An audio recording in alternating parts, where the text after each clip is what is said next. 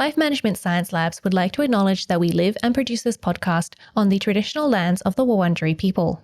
We'd also like to acknowledge the traditional owners of the lands of our listeners and our international colleagues.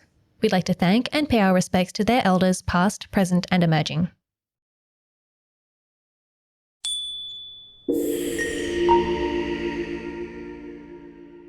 Hi everyone, and welcome to Room by Room, the Home Organisation Science Insights podcast, produced by LMSL, the Life Management Science Labs.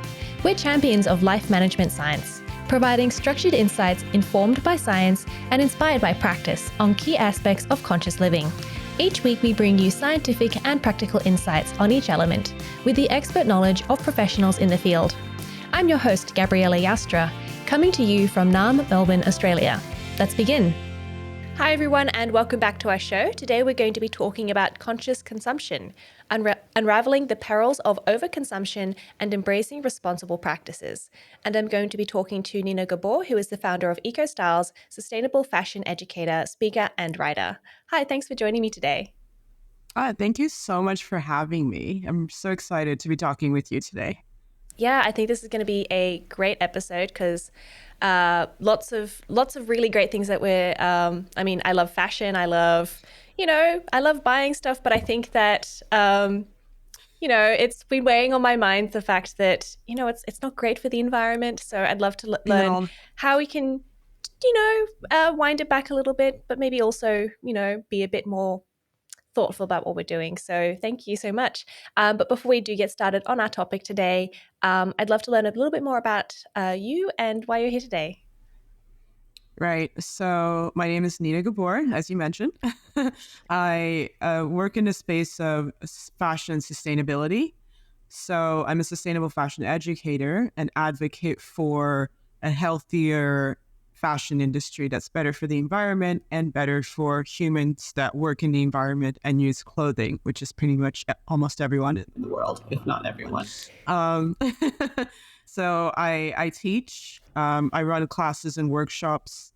I do a lot of speaking events. I run clothes swaps, and I design programs within the sustainability and circular economy space to educate people, but also give people solutions as much as possible, holistic solutions to close the gap in circularity so that we're reusing, we're recycling, and we're, as much as possible, we're minimizing how much we manufacture and produce and put out in the world, and also how much we consume, because we have way more stuff in the world than we need, and it has an impact on the environment, on biodiversity. So, yeah.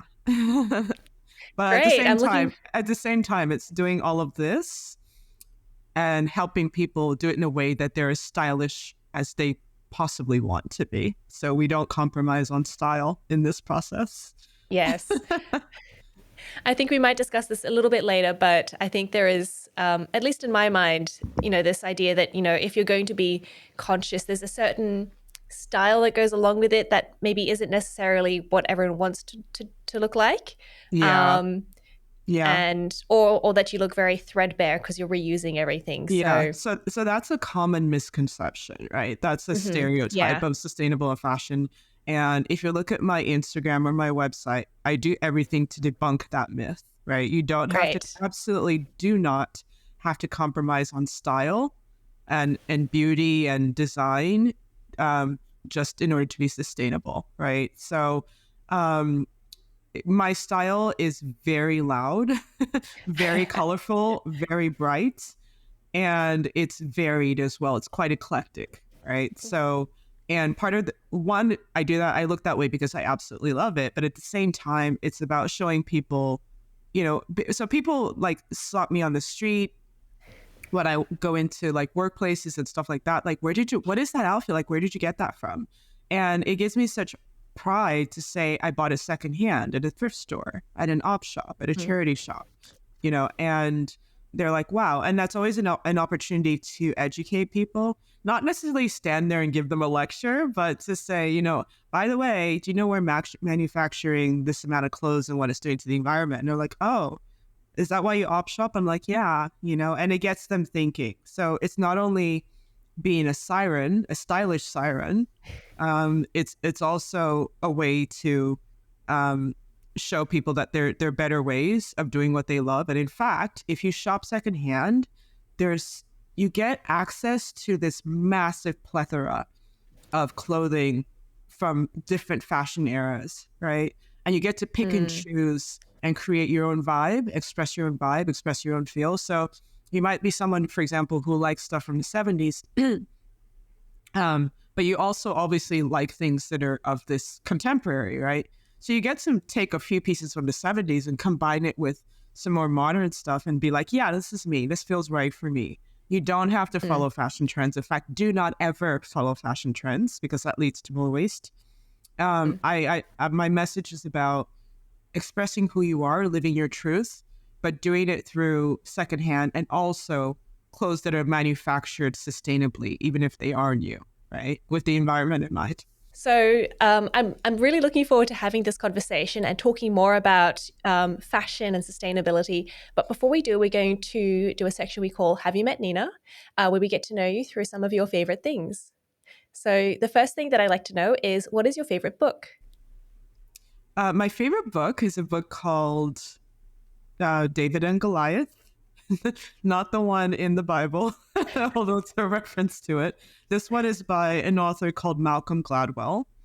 And it's different stories within the book talking about real life stories, truths, including the original David and Goliath story, but also about how people, ordinary people, the Davids of the world, have conquered, big giants that were doing horrible things in the world, whether they were like, oppressors of some sort of people or Martin Luther King would be an example of a David who changed the world, conquered Goliath, and specific stories of things he did. So, or people who go against big, oil companies, that are ruining communities. Like Aaron Brockovich would be an example. So that book really inspires me and to do what I do and keep going, not just in my career, but in my daily life when I know that something is right and I feel it intuitively, feel it in my gut, to stick with it regardless of whether, in the moment I'm being supported in that or not. So,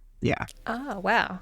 Sounds like a great book. And I think it's it's very relevant to our topic today because often I think that the perception is, I'm just one person. What kind of environmental impact can I have? But it's not just about, I guess, what we're all doing individually, but, knowing that we can, in fact, take on some of those, big corporations. So thank you for sharing that book. And is there a movie you've enjoyed recently? Oh my gosh. I'm a movie buff, so that's always a hard question. But I'll go with one, which is, I think, an all-time favorite, all-time classic, which is The Wizard of Oz. It's just such a beautiful story, and there's so many life lessons in that. And I started watching it obviously as a young child and obsessed with it, but even as an adult, when I watch it, it unfolds some gems that I didn't pick up as a child. So it's like every stage of my life, it has something for me that I need, and there's so much power in that. For example, the main story is that you had a lion, a tin man, a scarecrow, and a girl who each wanted something so deeply in their life that they felt it would complete them in that moment and make them happy. And they go through this long journey, all for go through hell and conquer their worst fear, which is the witch, all for the wizard to tell them that the thing that you're looking for, you already have it.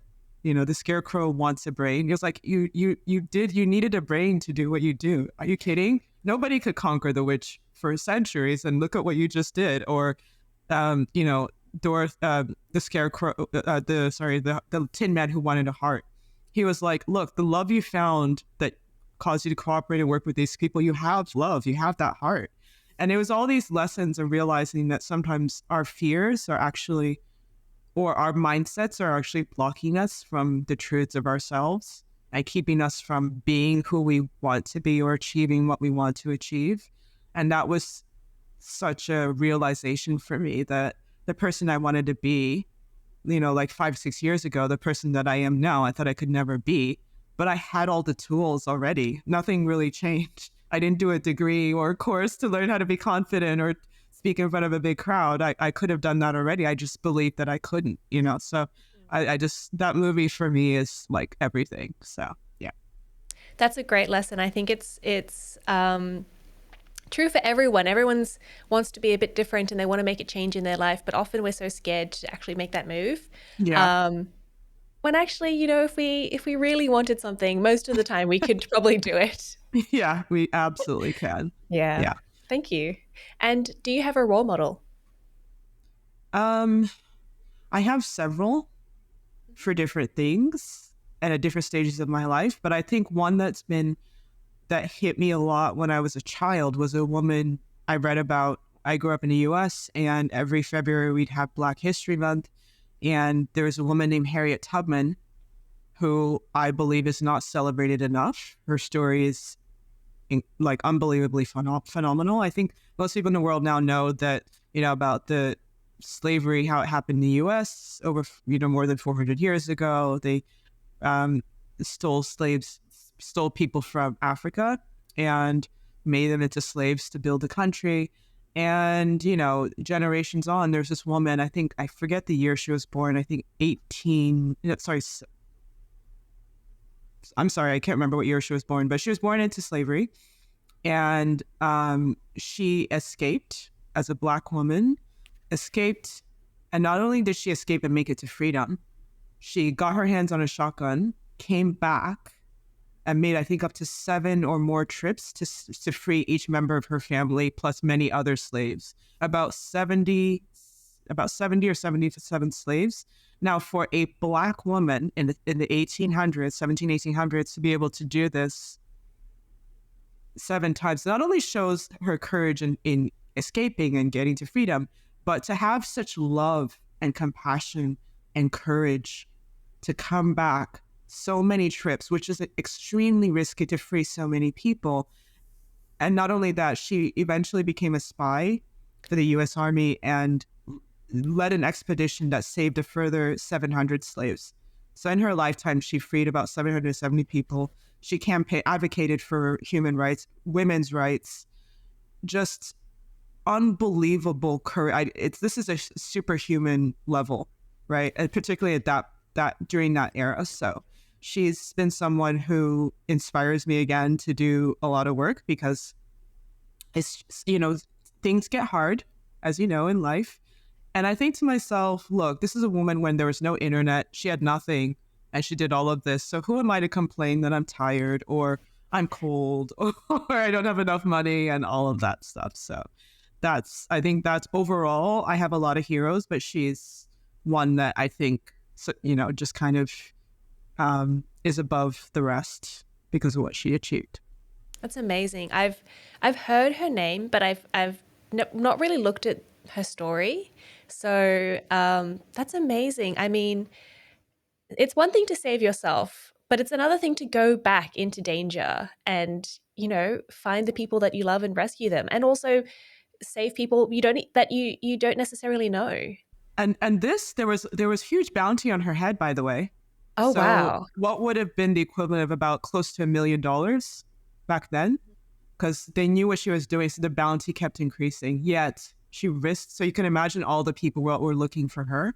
Yes, she still continued to risk her life to do this. Yeah. So amazing. Wow. Yeah. Amazing. So after that, amazing role model, let's learn more about what we're going to be talking about today, which is conscious consumption. But I do like to start off with a few definitions. The first thing I'd like to know is, how do you define home organization? Home organization is another term I would use for it is having a working life, a workable life, because everything starts at home. I believe if your home is messy and cluttered, it's gonna somehow manifest in the rest of your life. I know it's a weird concept, but I believe it to be true. So home organization is basically having having everything in your home sorted in a way that it's easily accessible, clean, not clean, tidy, and you know where everything is, right? And your home is organized in a way that you don't invest a lot of time in the little functions of life because things are put back where they're supposed to be. And it allows you to, every other aspect of your life to function in a way that you feel serene, you feel safe, and there's less chaos, basically. Yeah. And I imagine that, you know, consumption comes into this in the sense that if you're buying lots of things, you have to put them somewhere. So we know what I think we all know what consumption is, but what is conscious consumption?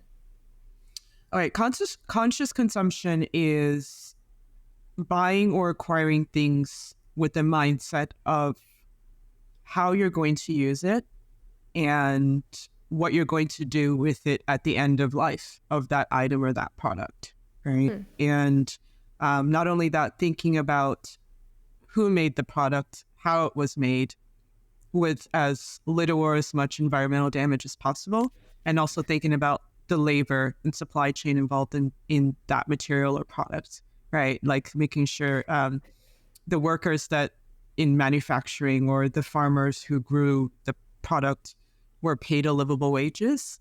And also, in addition to that, whether there were toxic chemicals involved in the process or not, which not only affects the environment, but also affects our health in the short or long term. So that's what conscious consumption is in a nutshell. So it's sort of looking at the whole life cycle of the product you're buying. Absolutely. And yeah. saying, you know, am I okay with buying something that is harming someone else? Am I okay with discarding this afterwards? Like, how can I discard this afterwards? Precisely. Okay. Yeah, absolutely. Yeah. And you know, we tend to forget ourselves in that questioning.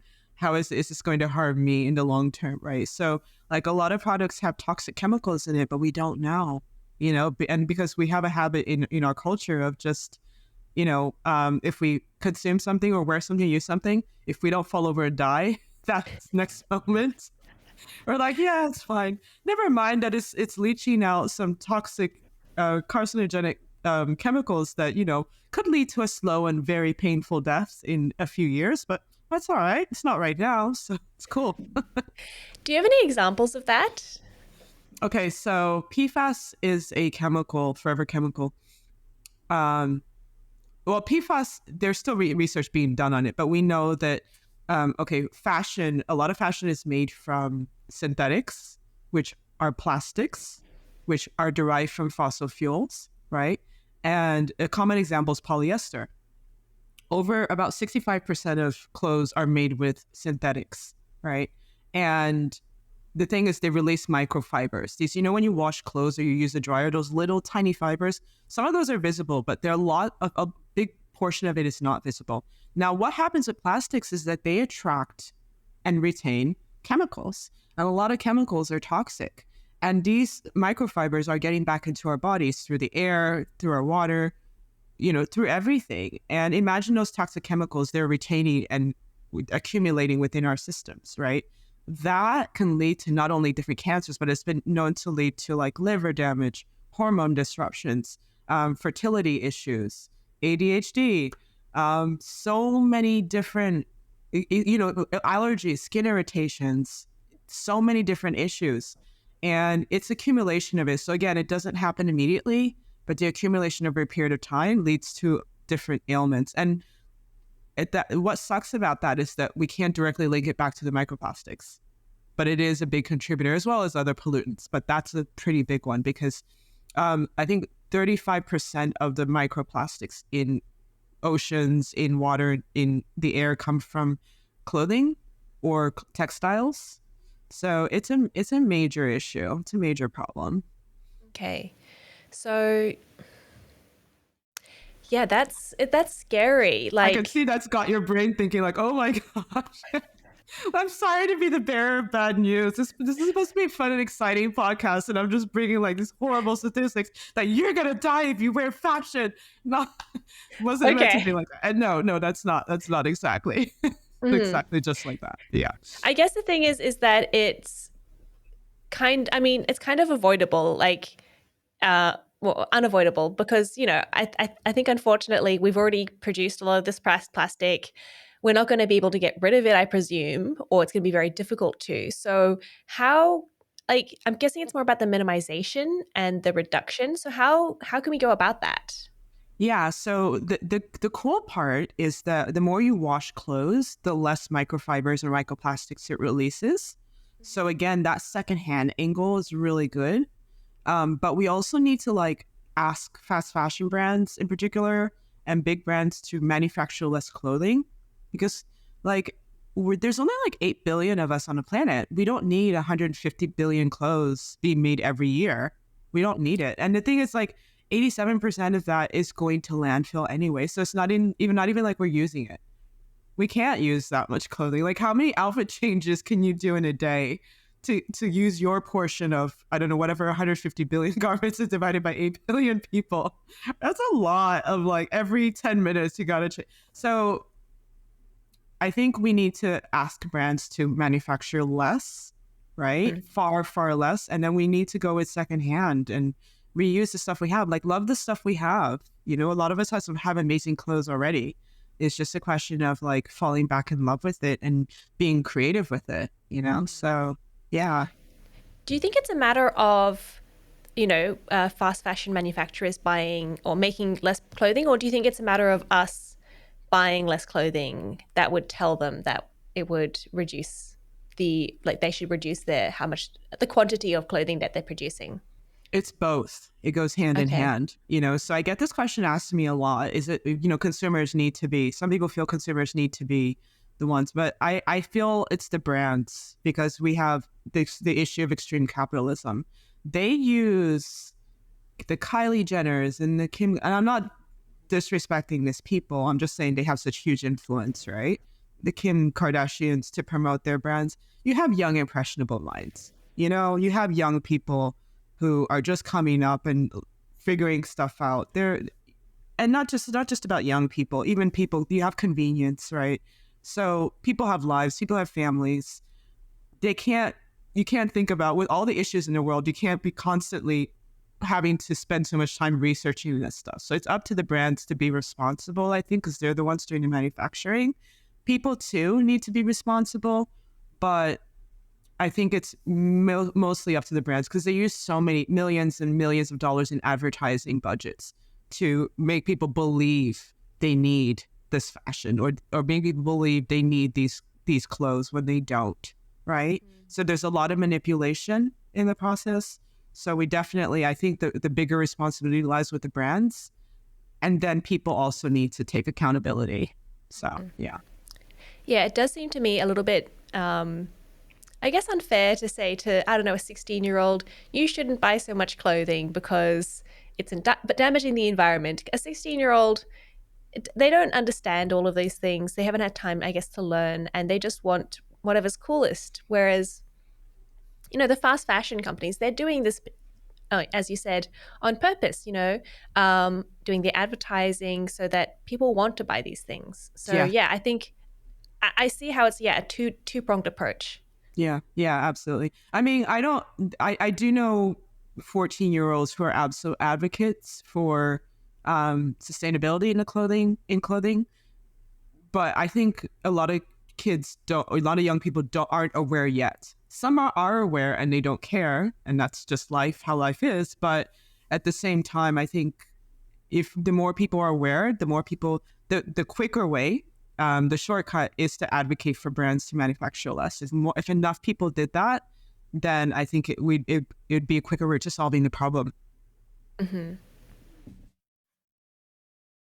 So we've talked a little bit about the environmental and social impacts of overconsumption. Was there anything else that, you wanted to say on that? Or we're going to get down to the meat of the topic today, which is what else can we do to, Sure. was there anything else? Well, I think in terms of the environmental impact, I just wanted to say, in general, overall, the environmental impact is that, there's a lot of, in manufacturing so many clothes, a lot of plant species are being lost. A lot of deforestation is happening. to grow cotton, for example, to grow denim, which we wear once or not at all and then throw away. A lot of fresh water is being used up. So it takes about 2,700 liters of water to make one cotton t-shirt. And that's enough drinking water for a person, I think, in about 3 years. So yeah, to make one Wow. t-shirt. So imagine a lot of water resources. And this is happening in communities, in countries in the global south, where this water is a life resource for them, right? So a lot of these communities are losing water, having to walk lots of kilometers just to get water because we're using up their water resource to make denim, or we're poisoning the water resource because we have factories there that use toxic chemicals or just chemicals, even if they're not toxic. But then they pour it back, the wastewater, which is the water after manufacturing that's left over, pour it back into the lakes and rivers. And you see the water is blue. This is the water they have to use to drink, to cook, to bathe, and everything else. And what's happening in these communities is that they're getting cancers, birth defects, and all these issues because of fast fashion. Now, that's the community, not to mention the garment workers who make the products are not being paid livable wages. They work like 18-hour days and they get like, maybe like $1 or $2. They can't feed themselves Wow. and their families. So this is the human side of it, social justice side of it. On the environmental side, like I mentioned, deforestation, water pollution, but also things like where animals are becoming extinct. We know that, right? So this is contributing to biodiversity loss on the side of animals, where we're contributing to more and more animals becoming extinct because we're using up their habitats, destroying their habitats, so that we can farm or grow crops to make clothes that we're disposing of. So I just wanted to clarify the general impacts of the fashion industry before we move on.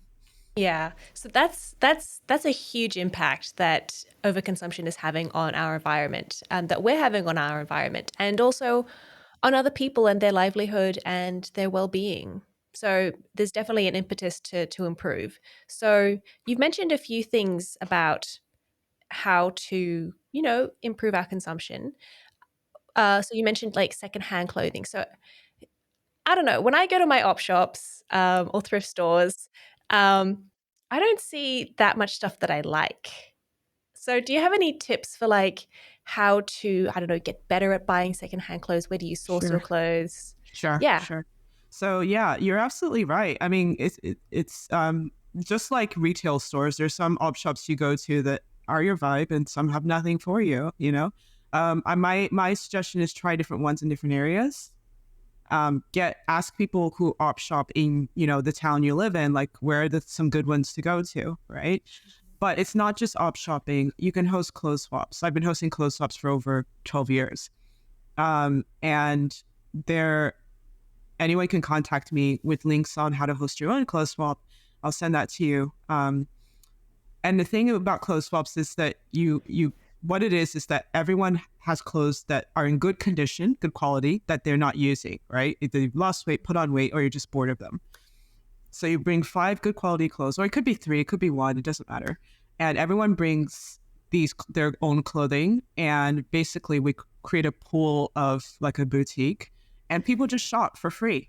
So you're basically bringing stuff of yours that you don't want, and taking home other people's clothes that work for you in that moment, right? They're what you want, what you need in your own life. So that one saves you money from buying new stuff, and keeps stuff from going to landfill, and keeps stuff in circularity for longer. So you don't have to do it as an event, although you can. You can have a picnic where, you have a picnic and people also bring these clothes. So while people can go around people's picnic blankets and choose stuff they like, or, you can have, when you have a girls, well, it doesn't have to be girls, but a night at home, a movie night, whatever, you can have a rack where people can bring stuff, hang stuff on the rack, and everyone can just take stuff they like. It doesn't matter who brought it, right? So there's so many different ways of doing that. So clothes swapping is one. And then restyling is another. So restyling is using one garment in multiple ways for multiple types of occasions. I can send you pictures of what that looks like. So Yes, please. yeah, so basically, like I do events where I have a model and I'll demonstrate how to use one dress. And I usually use a plain black dress, and use that plain black dress for different types of occasions. So in front of the audience, we'll go from the office girl, right? Just plain black look, someone who looks like they're working in the office, all the way through to Melbourne Cup look, what I call work to wine transition. So work to wine is like, you go to work and you have drinks with the girls, you're going to an art gallery or a cocktail, and in 2 minutes, you're going to transform the look. We go to like date night, brunch look, student grungy vibe, just different, completely different looks, all using this black dress. You don't have to use a black dress. You can use a floral, any color type garment, pants, a shirt. And the idea is that instead of buying something new whenever you have an event or occasion, look at the stuff you have in your wardrobe and think of how you can make new and different combinations to create the look that you want for that occasion. Because we all know whenever we get that invitation to a wedding from that mean girl in high school, we're like, oh, I'm going to show everybody in high school that I'm successful now. I'm doing well now. And you go out and spend like hundreds, maybe even $1,000 on a brand new outfit, which looks great. And you wear it once. And after the Instagram is done, it just sits in the back of the closet for years and years. Everyone has that one dress they wore to an event or a wedding or something. And instead of doing that, just take something you have and just work with it, create something new. So yeah, that's restyling. Markets are a good place to shop, secondhand markets. You can go online. There's Depop, eBay. There's so many secondhand apps now. Poshmark. What do we have in Australia? There's Vestiaire. So many different secondhand platforms that you can use that are both, high-end luxury as well as, cheaper fast fashion stuff that's secondhand, right? So there's a lot out there. Okay. I use Facebook Marketplace a lot for just browsing things. Love it. I'm always a little bit skeptical of clothing though. I don't know, because you can't try it on. I don't know. I'm always a bit wary of that, which is silly because I do love op shopping. Yeah. No, I think with op shopping, it helps to kind of know where to go. Ask around, go online and just Google top 10 op shops in whatever city you're in and see if someone's done a blog post on it, Oh, yeah. Great idea. Mm-hmm. So what about, I'm sure other people have been in the same situation. I have, jeans that are out of date a little bit. I don't really like wearing them anymore. And they're not really good enough to give away or do like a clothing swap. Is there a way I can like change them, reuse them for something so that I'm not just throwing it away? Yeah, absolutely. You can upcycle them if you have the skills. Yeah, there are a lot of like upcycling workshops that people do, little classes and workshops. Again, Google and see if there's one nearby. You can go on YouTube or even just Instagram and get ideas, creative ideas for what people have done. So sometimes there might be a hole. I know people like holes in jeans, but maybe, there might be a hole in an area that you don't want. So people have done really creative things, like they'll put like badges or buttons or take pieces of other fabric and creatively like put it over that in a cool way that makes give the jeans a whole new level, right? So there's so much you can do. Again, just if you go online and put it into YouTube, you just get so many ideas for little ways that you can work around something. And it's not only like with stuff that, doesn't look good anymore or you feel it's not wearable. Sometimes it's just, if you're bored with something, you have something, you're just bored of it. You can, again, go online and see creative ideas of things that people have done to give that garment a second life. Right. So, yeah. So I live in an area where this is actually quite common, where people, I think, wear their clothes for quite a long time. They, do things like they change things up. And my favorite thing is to walk down the train station and just, they're all going to work, it's 9 o'clock in the morning. And just picking out the one thing that sort of sets them as that they live in this area. Because I'm always like, oh, they're wearing Doc Martens, they've got cuffed jeans. This person has the coolest outfit I've ever seen. But it is a certain look. You can tell that they're all from one area. What happens if that's not your style? Like, how can you consume and how can you have clothes that you like if that's not your style? So I'm a big advocate for living your truth and wearing what makes you happy, what expresses who you are. So do not follow trends. Do not follow what everybody else is doing in your area just because they're doing it. You are an individual. Wear clothes that speak to your individuality. So what you can do if everybody's wearing the same thing in your area is source your clothing from a different area. You know, op shop on the other side of town, right? That has a vibe that is what you want to wear. Again, host a clothes swap, not in your area, right? Try and host it somewhere else, or do it in a way, even if you're hosting in your area, do it in a way that you invite people from different places so that you have a mix. And that might even be good for people in your area to try something different, you know? So you have the courage to try something different. So that's definitely something you can do. Expand your areas of finding really cool pieces. Go online, to the sources we mentioned. That's always a good thing to do. Okay. And is there a way of buying new clothes that is still, where you're still being mindful, or is it just secondhand? No, definitely new clothes from brands that manufacture sustainably and ethically. Their platforms, their apps like Good On You that you can download on your phone to see. And again, here's the thing with the sustainable fashion world. It's not perfect. It's a relatively new, shall I say, industry. So a lot is still being figured out. And the movement came about because, something needed to be done about the fashion industry. So there are definitely teething problems. So no system is 100% perfect. However, apps like Good On You can give you sometimes a little bit of could give you a pretty good clue on brands that are manufactured sustainably or not. So you use that as a sort of yardstick to when you're shopping. And also you can do your own research. Look at the website of the brand and see if they have a sustainability policy. And the thing is, a sustainability policy, it's not when they say, oh, we believe in sustainability and they use buzzwords like eco-friendly, green. No. Sustainability policies, are they transparent about how many clothing they're manufacturing every year? Right?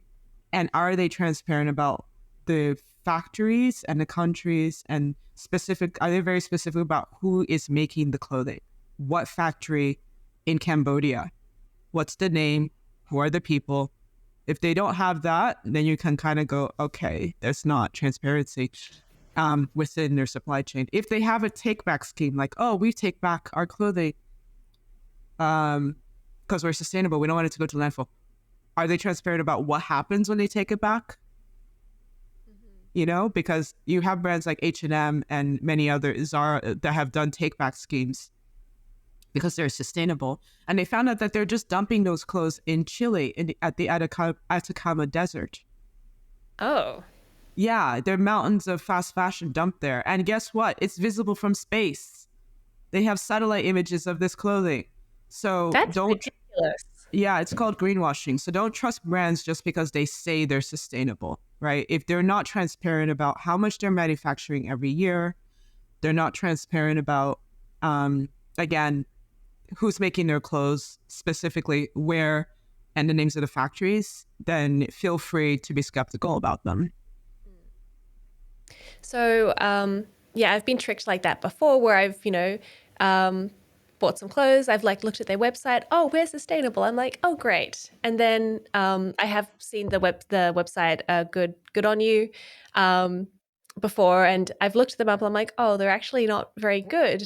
But I find that the clothing that is available, that is top rated ethically, generally is very expensive and has a specific style. So, are there some things which are more important? If they're maybe not 100% transparent, but they're still pretty good, is it okay, I guess, to dip off the 5 out of 5 stars? So here's the thing. The higher, the better. I mean, obviously, you want to support brands that are 100% doing the right thing. If you can, if you have the option to, I'd go for the brand doing the right thing. However, the system is not perfect. There are some brands that they're trying, but maybe they're a small brand and it's not easy. So, and some brands have more funding to go all the way, because it's really expensive to manufacture ethically and sustainably. That's because the fashion industry doesn't make it easy. It's not always the fault of the brands. Local small brands that are trying to do the right thing, I think support them first. They might not be on good on you because they're still small, but if we support them in what they're trying to achieve, they will get there. And they're the ones who would go out of their way to make sure, everyone's paid a livable wage.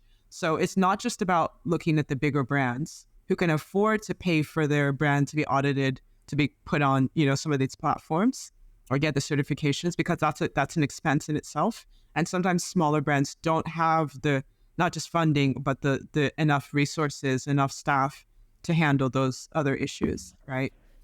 So that's why I don't 100% say it's just about good on you or similar app. It's also you doing a little bit of work, you doing just a little bit with the local brands around you, the local designers, the little ones, the little student ones that just come out but absolutely are trying their best to do it the right way. Support them. Yeah, support the very, very small brands, because they're the ones that if they had the funding of the bigger brands, a fraction of funding of the bigger brands, they would be doing phenomenally well, but they just don't have that. So let's support them in getting bigger and support them in creating a more sustainable fashion future. So if they're the ones that become the main brands, then you can just imagine that it'll change the status quo, right? It'll change the system. So yeah, thank you. Because that's something I kind of, battle with. I'm like, oh, this brand that I like doesn't have a great rate or has an okay rating, but it's not as good as this other really big brand.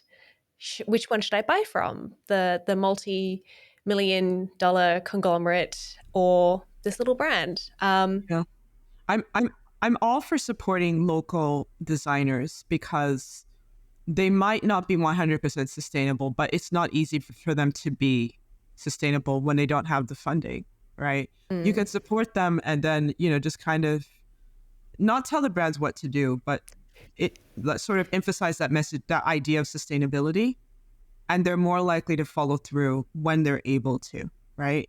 They probably don't want to use any polyester in their manufacturing, but probably they're using secondhand to incorporating secondhand in their manufacturing, and some of it is polyester, some of it is synthetics.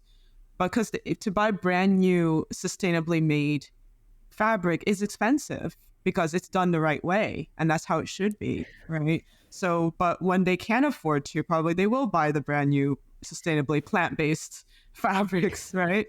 So that's what I mean by supporting local designers in your area if they're not even 100%. I think that's the way to go. If you know that they're sustainably minded and they're trying, support them. Shop with them. Yeah. Thank you so much for all of those tips and how we can, be a bit more conscious about our consumption without having to cut it off completely. But I would love to know, what is a practice you do to manage your own fashion consumption? To manage my own fashion and consumption, I have, first of all, I have to say I have a pretty big wardrobe, right? It's all manufactured. It's all mostly secondhand and vintage. And it's been acquired over several years. But having said that, I can probably count on one hand the amount of times I've thrown away a garment into the trash. That's not something that I grew up with. It's not part of my mindset. So, but then I also work in this space of sustainability, of fashion, and teach it. So I'm not sort of your average person. And I've run a lot of clothes swaps. So I've, rescued stuff from there, particularly vintage stuff that I'm afraid will go to landfill. So in terms of how I manage it, I have a system of where I know myself so well that if I'm acquiring a garment, I know that even though I don't use it at that moment, it'll be very key for something I'm going to use in the future. So whether it's an event, a workshop, a show. So that's part of the reason why I have a big wardrobe, because it's part of my career as well. But managing that, some things I have in some suitcases, like in categories, like vintage ball gowns. Now, I do not wear a ball gown every day, particularly a vintage one, but I have quite a few of them, and I keep them in a suitcase. They're just there. But when it's time to use it for a show or whatever, then that's when I bring it out. So I have a system of like, of course, seasons, right? Where I am in Sydney, uh we're heading into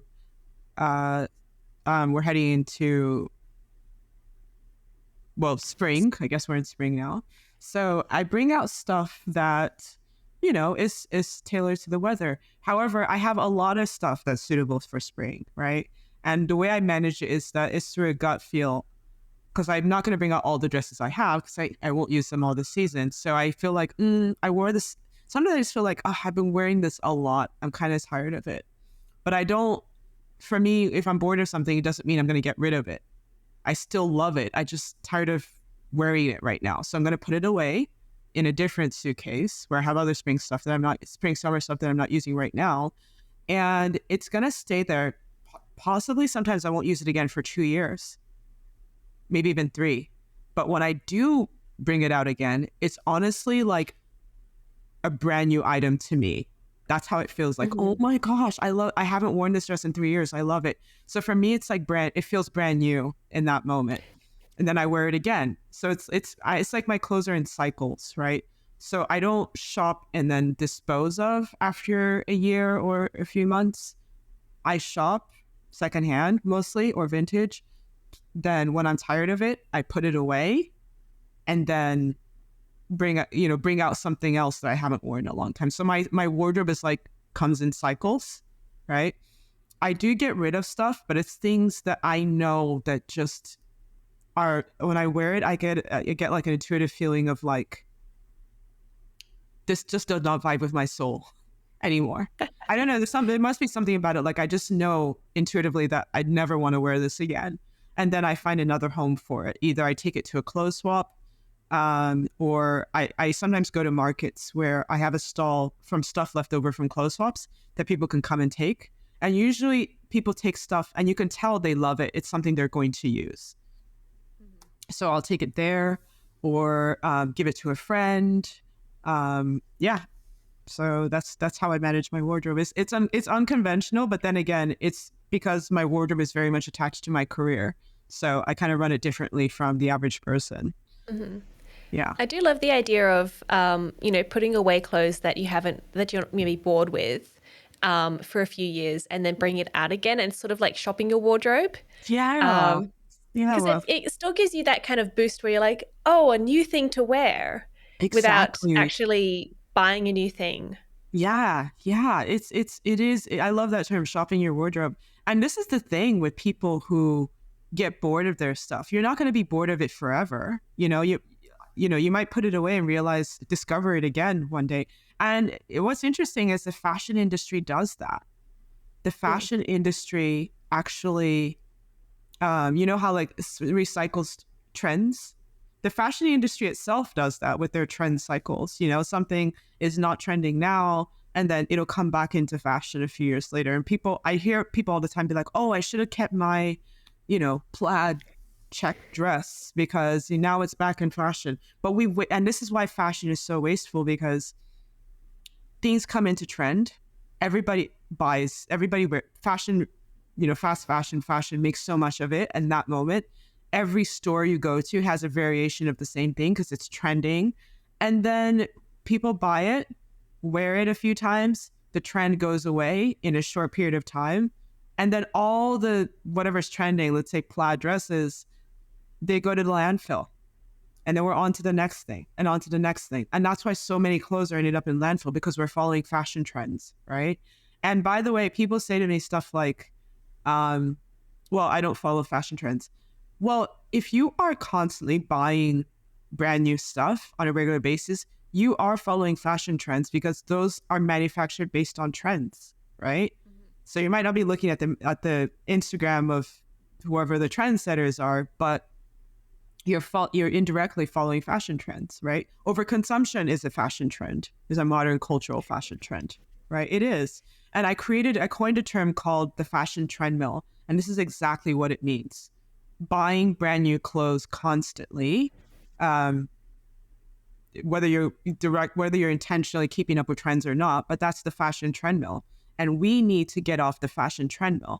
We need to manufacture less clothing. We need to wear what we have, love what we wear, And then when we're done with it, either give it to somebody else, or swap it, donate it, but make sure it stays in circularity for as long as possible and out of landfill, right? And what do you do, after, you've worn this t-shirt to death, you got it from your friend who gave it to you, and now you've worn it and there's holes in it and it's pajamas and it's Yeah. unwearable. Is there The anything end that of you its can life. do to that afterwards? Yeah, so there are some organizations that shred clothing and use it for other purposes, whether, I don't know, roads, furniture blocks, walls in building insulation, different things, right? So there's a few of them. There's one called Recycle, and that's spelled capital RCYCL,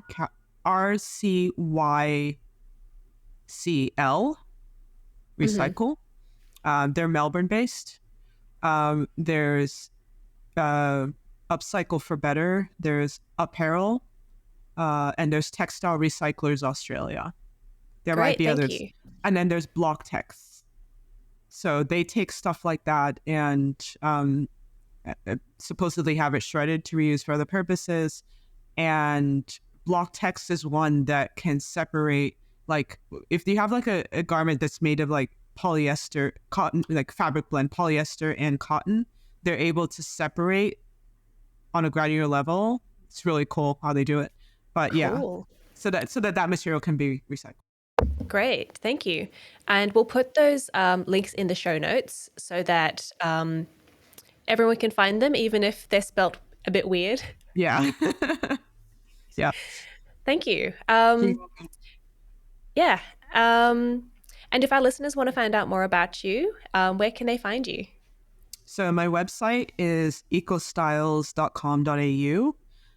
But the best place to find me is on Instagram. And my Instagram is eco.styles with an S at the end. Or just Google Nina Gbor, and one of those platforms should come up. I'm on LinkedIn, and yeah, those are probably the best places to go to. Great, thank you. And again, we'll also share those links on our show notes so that people can find you. Absolutely. Thank you so much for talking with me today. Yeah, thank you so much for having me. It's been a lot of fun. Yeah. You've been listening to Room by Room, produced by the Home Organisation Science Labs, a division of LMSL, the Life Management Science Labs. More episodes like this from across 10 life management perspectives can be found by searching LMSL on Apple Podcasts, Google Podcasts, YouTube, Spotify, and other podcasting apps available on your smart devices. If you enjoyed this episode, please consider rating our show, sharing it, and subscribing to our channel, as it helps other people find it so we can grow and bring you more quality resources. More of our work can be found on our website at ho.lmsl.net, where you can join our movement. I'm Gabriella Joustra. Thanks for tuning in.